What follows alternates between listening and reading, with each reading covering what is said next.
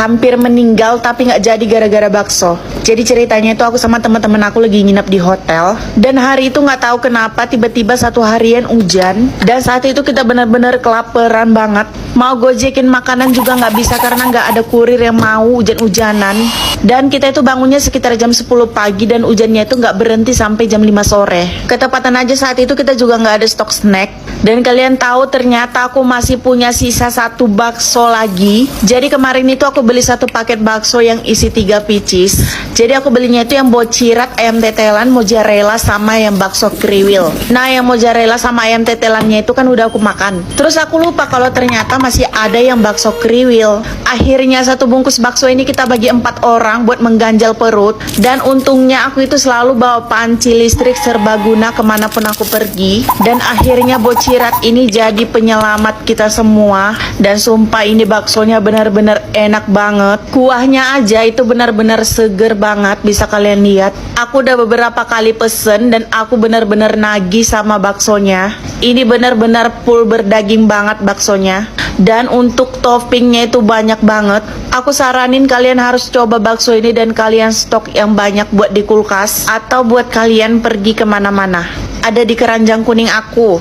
Pura-pura hamil dan melahirkan, pakai kain di perut biar tetangga nggak curiga. Jadi ada sepasang laki-laki dan perempuan datang. Si perempuan ini bilang dia mau melahirkan. Tiba-tiba ada seorang ibu parubaya yang datang dengan kondisi perutnya yang juga membesar. Dan si ibu ini bilang mau menemani si perempuan tadi melahirkan. Umur perempuan yang mau melahirkan ini sekitaran 29 tahun. Dan dia nampak tidak bahagia dengan persalinannya. Tapi si ibu ini tetap memberi semangat kepada perempuan itu. Bahkan selama 24 jam si ibu itu sangat setia menemani si perempuan ini melahirkan. Saat aku tanya, ternyata itu adalah tetangganya. Aku pun tersentuh, jarang sekali tetangga mau menemani orang melahirkan. Ternyata si ibu ini bilang kalau orang tuanya itu jauh dan mereka itu orang perantauan. Saat proses melahirkan, si ibu yang mau melahirkan tadi juga nggak bersemangat sama sekali. Bahkan dia nggak peduli dengan kelahiran bayinya. Ketika diberi aba-aba, dia juga tidak mau mendengarkan. Dan saat bayi lucu itu lahir, dia tidak berbahagia sama sekali. Malah kebalikannya, si ibu yang hamil tadi malah lebih bahagia dari si perempuan yang melahirkan ini. Bahkan saat diajak bercanda ibu dengan bayinya, dia tidak senang sama sekali. Ketika aku memuji dan mengatakan si bayinya ini cantik, dia nggak peduli.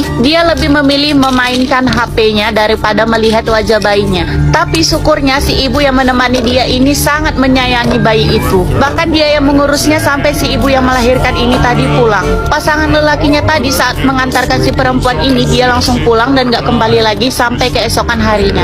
Bahkan bayinya diajani oleh suami si ibu yang menemani dia tadi. Keesokan harinya pasangan lelakinya datang. Yang aku heran, dia nggak menyentuh bayinya sama sekali. Bahkan dia langsung menyiapkan barang-barang perempuan itu dan segera akan pulang. Setelah pulang nggak ada pamit, mereka lewat aja dari depanku tanpa ngomong sepatah kata pun. Bahkan si perempuan ini sama sekali nggak merasakan kesakitan saat berjalan. Aku pun memanggilnya karena ada beberapa yang harus diselesaikan. Tiba-tiba ibu yang menemaninya tadi menghentikan aku dan bilang udah aku aja yang selesaiin pembayarannya. Aku pun bertanya kembali ke si ibunya, sebenarnya itu siapa, sampai si ibunya sangat baik. Bahkan untuk membayar biaya persalinannya si ibu yang turun tangan. Dan aku pun bilang kenapa bukan suaminya yang membayar. Si ibu tadi pun bilang ke aku kalau itu bukan suaminya, itu adalah pacarnya. Aku bilang ke si ibunya nggak mungkin itu bukan suaminya, sementara ini dia melahirkan anak ketiga. Si ibu tadi pun bilang suaminya ada tapi sedang di penjara. Dia hamil sama pacarnya dan kebetulan saya sedang mencari bayi. Dia mau memberikan bayinya, dan selama hamil perempuan tadi juga nggak pulang ke rumahnya. Si ibu ini tadi pun menitipkannya di rumah kos-kosan. Lalu aku pun terheran kenapa tiba-tiba perut si ibu ini hilang. Bukannya kemarin perutnya membesar. Terus aku pun bilang aku kira kemarin ibu hamil tapi kok sekarang perutnya udah mengecil. Dia pun jujur ke aku kalau dia semalam itu pura-pura hamil. Bahkan selama berbulan-bulan ini dia berpura-pura di depan tetangganya tapi tidak dengan keluarganya. Kalau keluarganya udah tahu, dia bilang cuma ingin menghindari jika suatu saat nanti anaknya sudah besar dan tetangganya nggak ngomong yang macem-macem. Aku pun mengerti ternyata si ibu ini pura-pura hamil, dan pas pulang perutnya sudah mengecil karena dia sudah menggendong bayi. Lagi pula si ibu ini juga umurnya sudah parubaya, dan saat aku tanya apakah ibu ini nggak bisa punya anak, ternyata dia udah punya anak 3 orang dan udah besar semuanya. Tapi dia kesepian di rumah, jadi dia pengen hamil lagi. Tapi karena nggak bisa,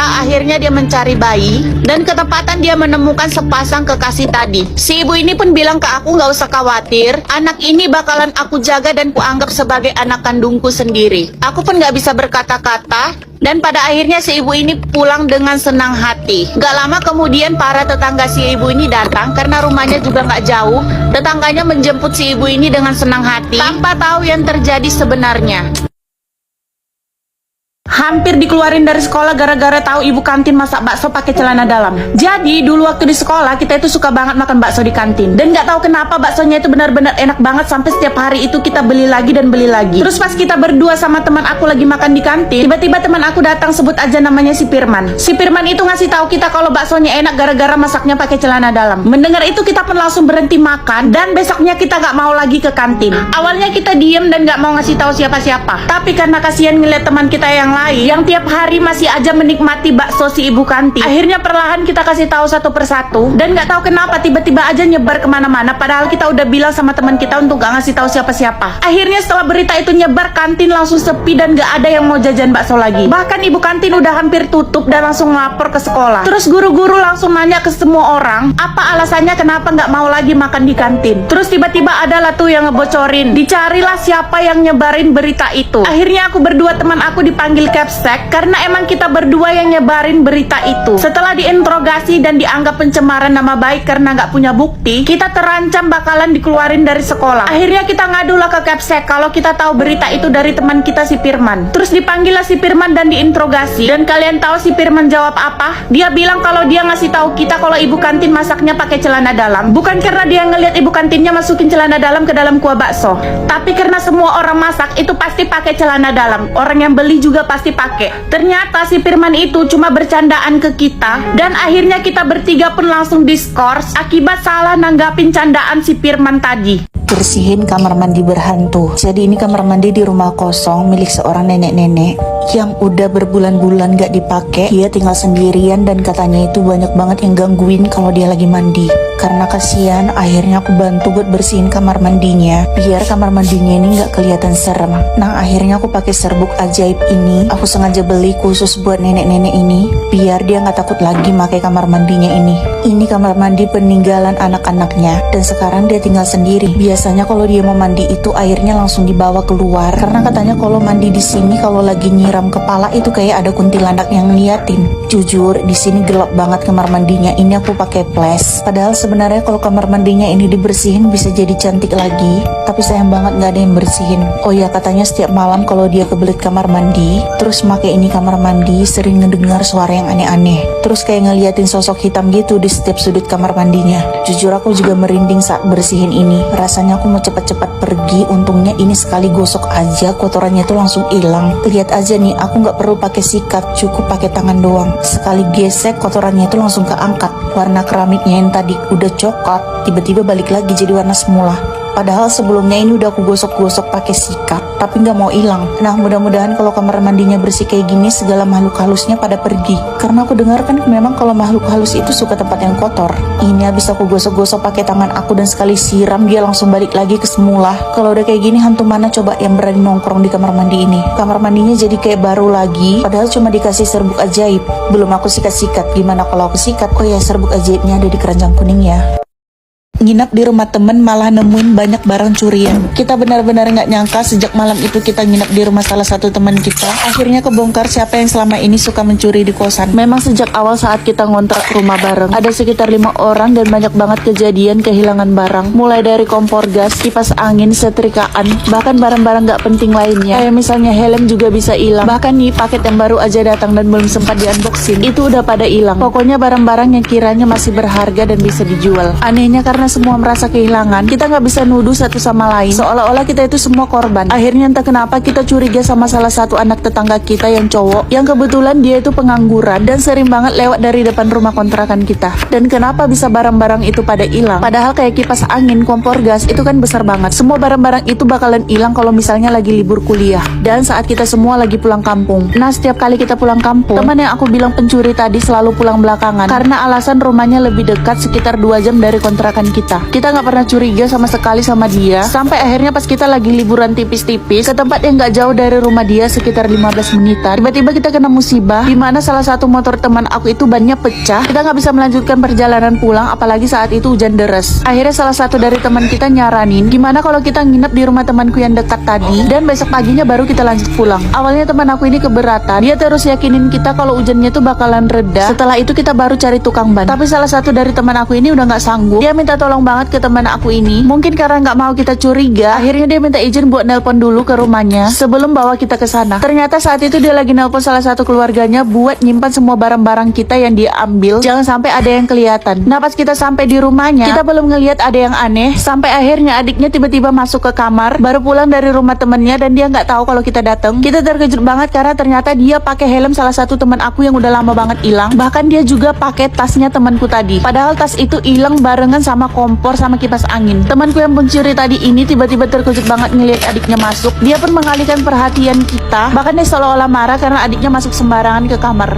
Tapi kita udah terlanjur ngeliat. Akhirnya salah satu dari teman kita ini berani banget buat ngegeledah rumahnya dia, tapi secara diam-diam. Ternyata ada satu barang yang belum disimpan sama keluarganya. Salah satu dispenser teman aku, kan ciri-cirinya itu pas banget, bahkan ada tanda spidolnya. Menurut kita itu nggak mungkin ketepatan. Itu pasti barang yang sama punya kita. Pas di rumah itu kita belum ngomong apa-apa ke teman kita tadi ini. Kita nunggu momen yang pas saat udah balik ke kontrakan. Disitulah kita beraniin buat nanya ke dia, minta kejujuran dia karena udah banyak bukti di mana barang-barang kita yang hilang ini ternyata dia yang ambil, bukannya anak tetangga tadi. Kita juga udah janjiin ke dia nikah sama adik kandung sendiri baru tahu saat acara resepsi pernikahan. Ini kejadiannya udah lama banget terjadi di kampung aku dan sempat heboh juga saat itu. Jadi sebelum menikah, anak gadis ini tinggal berdua sama ibunya sejak dia masih umur 5 tahun. Nah ternyata ayah sama ibunya ini udah pisah karena ternyata ibunya ini istri kedua, dan saat berpisah ibunya ini memutusin buat pindah ke kampung kita. Akhirnya sampailah mereka bertahun-tahun tinggal di sana. Pas udah tamat SMA, anaknya ini kerja merantau di kota. Setelah 2 tahun akhirnya dia pulang dan bilang ke mamanya kalau dia mau nikah. Kebetulan dia kenal pacarnya ini di kota yang sama-sama anak perantau juga. Ibunya senang banget dengar berita itu dan akhirnya setuju. Diputusin lah buat langsung acara akad nikah tanpa acara lamaran, biar lebih hemat waktu karena rumah si laki-laki sama si perempuan ini cukup jauh, menghabiskan waktu perjalanan sampai 1 hari. Ternyata pas acara akad nikah, ayahnya si laki-laki nggak bisa datang karena masih kerja di perjalanan. Kebetulan ayahnya ini seorang supir. Nah ayahnya itu baru datang di acara resepsi pernikahan yang dilaksanakan 2 hari setelah akad. 2 jam setelah acara resepsi, sampailah ayahnya di acara pernikahan. Nah ternyata yang pertama kali ketemu sama ayahnya itu ibu dari si perempuan tadi. Dia terkejut dan shock banget karena ternyata ayahnya si pengantin laki-laki ini juga ayahnya si pengantin perempuan. Tapi di situ si ibunya ini belum ngerti. Dia berpikirnya kalau si ayah perempuan ini yang datang untuk melihat anak perempuannya setelah sekian lama dia tinggalkan dan baru hadir saat anak perempuannya udah menikah. Akhirnya dia marah besar, memukul dan mengusir si ayahnya tadi. Ayahnya kebingungan kenapa ada mantan istrinya di situ. Akhirnya terjadilah keributan. Si ibunya ini belum ngerti kalau ternyata mantan suaminya tadi datang untuk melihat acara pernikahan anaknya yang laki-laki. Sampai akhirnya pasangan pengantin dan ibunya dari si laki-laki ini muncul dalam keributan itu, dan si laki-laki ini bertanya kepada si ibu perempuan ini kenapa mengusir ayahnya. Si ibu laki-laki juga sangat shock karena feelingnya juga udah nggak bagus karena dia juga pernah dengar kalau suaminya itu pernah nikah saat dia lagi hamil. Dan akhirnya disitulah semua terbongkar kalau ternyata si pengantin perempuan dan si pengantin laki-laki ini saudara kandung satu ayah. Acara pun jadi berantakan dan diberhentikan saat itu juga pada saat si ayah ini mengakui kalau ternyata keduanya itu adalah anaknya. Akhirnya bermusyawarah lah pernikahannya mau dilanjutin atau dibatalin. Tapi mereka udah saling cinta dan dengan berat hati akhirnya pernikahan itu dibatalkan walaupun udah terjadi akad. Si anak laki-laki tadi dibawa kembali sama ibunya pulang, tapi ternyata sebulan kemudian si pengantin perempuan ini udah terlanjur hamil. Abis itu kita juga bingung sama kelanjutan ceritanya karena setelah kejadian itu mereka udah pindah rumah dan gak ada yang tahu mereka tinggal di mana sekarang. Dikejar-kejar sama tukang bakso gara-gara gak mau bayar. Sumpah kalau ingat cerita ini pengen banget rasanya ngilang dari bumi. Kejadiannya itu dulu waktu aku masih SMP dan aku punya adik masih kecil. Dia tuh punya kebiasaan manggil-manggil tukang jualan yang lewat dari jalan depan rumah. Selama ini masih aman-aman aja karena ada orang tua aku di rumah. Saking kebiasaannya ini manggil orang yang lewat buat jualan, pernah lah suatu saat saat orang tua aku lagi nggak di rumah dan cuma aku sama adikku aja. Lagi asik nonton TV, tiba-tiba pintu rumah aku digedor-gedor dan kaget banget ternyata yang ngedor pintu aku itu tukang bakso. Dan di belakangnya si tukang bakso ini ada adik aku yang lagi duduk sambil nyeruput baksonya. Di situ aku langsung paham kalau adik aku ini yang manggil si tukang bakso dan beli bakso padahal dia nggak punya duit. Itu udah kebiasaan dia banget dan dia sering banget dimarahi sama orang tua aku. Dan biasanya kalau orang tua aku lagi di rumah, mereka yang bakalan langsung bayar. Tapi masalahnya kali ini, orang tua aku saat itu lagi pergi kondangan dan aku nggak megang uang sama sekali. Nah tadinya si tukang baksonya ini nagihnya ke adik aku, tapi karena dia nggak ngerti soal bayar, akhirnya si tukang bakso ini langsung nyari orang dewasa yang ada di rumah itu. Saat itu hari Minggu dan aku ingat banget kalau hari Minggu itu aku nggak dapat uang jajan. Jadi posisinya saat itu aku juga nggak megang uang sama sekali. Harga bakso saat itu masih 7 ribuan. Tapi sebenarnya uang jajan aku juga belum cukup. Kalaupun ada, biasanya itu waktu aku masih SMP, uang jajan aku itu cuma 5 ribu per hari. Akhirnya aku minta tolong lah ke tukang baksonya supaya bayarnya itu besok aja kalau misalnya dia lewat lagi. Tapi dia langsung nolak, nggak mau karena katanya besok dia nggak bakalan lewat sini lagi. Aku langsung panik banget dan minta si tukang baksonya tunggu bentar biar aku nyari uang di kamar mamaku. Aku udah capek bongkar semua rumah, nggak ada uang 1000 perak pun. Si tukang baksonya ini udah marah-marah.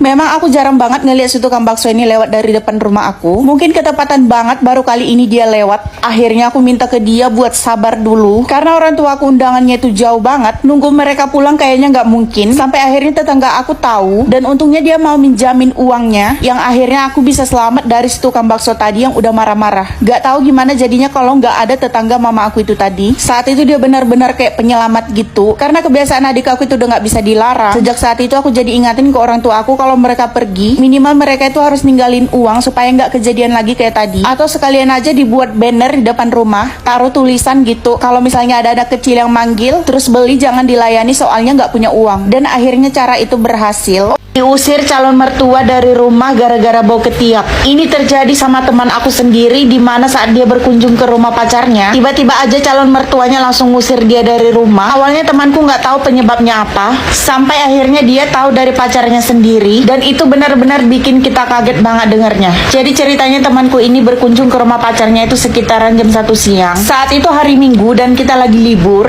jadi waktu paginya kita habiskan waktu untuk rebahan. Sampai akhirnya jam 11 siang tiba-tiba aja listrik mati dan kita baru ingat ternyata air di kamar mandi kita itu udah habis. Teman aku panik banget karena saat itu dia belum mandi dan sebentar lagi pacarnya itu mau datang buat jemput dia. Akhirnya pas jam 12 kita nunggu listrik hidup, tetap aja listriknya masih mati dan temanku bingung mau mandi di mana. Akhirnya dia inisiatif buat ngelap badannya pakai tisu basah dan pakai handuk yang dibasahin pakai air dispenser. Tapi jujur aja temanku ini memang tipe orang yang ketiaknya itu bau banget, yang walaupun pakai deodoran tetap aja bau ketiaknya itu nggak bakalan bisa hilang. Apalagi saat itu posisinya dia nggak mandi, ditambah suasana di dalam kos itu yang benar-benar panas dan bikin kita berkeringat. Padahal saat itu teman aku udah pakai deodoran, tapi tiba-tiba aja saat berkunjung ke rumah pacarnya ini dan waktu berjabat tangan sama mertuanya, calon mertuanya langsung buang muka dan nggak bisa menyembunyikan kalau dia nggak nyaman di dekat temanku ini. Dan pas mereka ngobrol di dalam rumah, tiba-tiba aja calon mertuanya ini suruh pacarnya buat ngambilin masker. Saat pacarnya nanya buat apa maskernya, dia bilang dia lagi batuk. Tapi dari tadi temanku ini nggak dengar suara batuk sama sekali. Pas lagi mau makan siang bareng, temanku ini mau bantuin calon mertuanya buat ngangkatin piring. Tapi calon mertuanya nyuruh dia untuk tetap duduk dan nggak usah bergerak kemana-mana. Di situ dia nggak enakan dan tetap ngotot mau bantuin calon mertuanya buat ngangkatin piring. Tiba-tiba aja calon mertuanya ini marah dan bilang nggak tahan kalau deket-deket. Kalau mau bantu tetap jaga jarak. Di situ teman aku langsung kaget karena tadi dia ngiranya calon mertuanya itu nggak ngizinin dia bantuin ngangkat piring karena nggak mau dia capek. Tapi ternyata calon mertuanya ini nggak sanggup dekat-dekat dia karena katanya nggak tahan. Di situ dia langsung diem dan saat duduk makan tiba-tiba aja calon mertuanya ini nanya, kamu kesini mandi nggak sih? Dia kaget banget dengar calon mertuanya nanyain dia secara frontal kayak gitu. Dia bingung mau jawab apa karena bener-bener dia saat itu nggak mandi. Akhirnya pacarnya bantuin dia ngomong dan bilang kalau listrik di kosan teman aku ini tadi mati dan nggak ada air buat mandi. Terus calon mertuanya ini langsung bilang siap makan ini kamu langsung mandi ya. Tapi temanku di situ belum ngerti dan malah jawab nggak usah tante, nggak apa-apa. Aku udah bersih-bersih tadi di rumah pakai kain basah dan nanti bakalan mandi setelah sampai di kos. Terus calon mertuanya malah jawab iya kamunya nggak apa-apa tapi di sini nggak tahan. Ya udah kalau nggak setelah makan ini kamu langsung pulang aja, ngobrolnya nanti-nanti aja. Temanku masih nggak ngerti dan malah bilang nggak apa-apa tante, aku masih tahan kok. Aku udah terbiasa kok kehabisan air di kosan. Jadi kalau nggak mandi aku nggak bakalan bakalan risih kok. Karena dia belum peka sama omongan calon mertuanya, akhirnya calon mertuanya ini secara frontal ngomong ke dia, ya sudah kalau kamu masih mau di sini, kamu jangan dekat-dekat sama saya ya. Tapi lebih baik kamu pulang aja dulu mandi, lain kali ntar kita lanjut ngobrol lagi. Temanku cuma senyum-senyum aja. Terus calon mertuanya ini manggil pacarnya, nyuruh pacarnya ini buat bawa temanku pulang. Dan pas sampai di kosan, barulah pacarnya ini cerita kalau hari ini ketiak temanku ini bau banget. Jangankan ibunya, dia aja yang dari tadi dekat-dekat nggak tahan buat nyium baunya. Di situ temanku langsung bilang, tadinya calon mertuanya itu kasihan ngeliat dia karena belum mandi dan disuruh cepat-cepat buat mandi. Ternyata karena dia bau ketiak. Oh, yang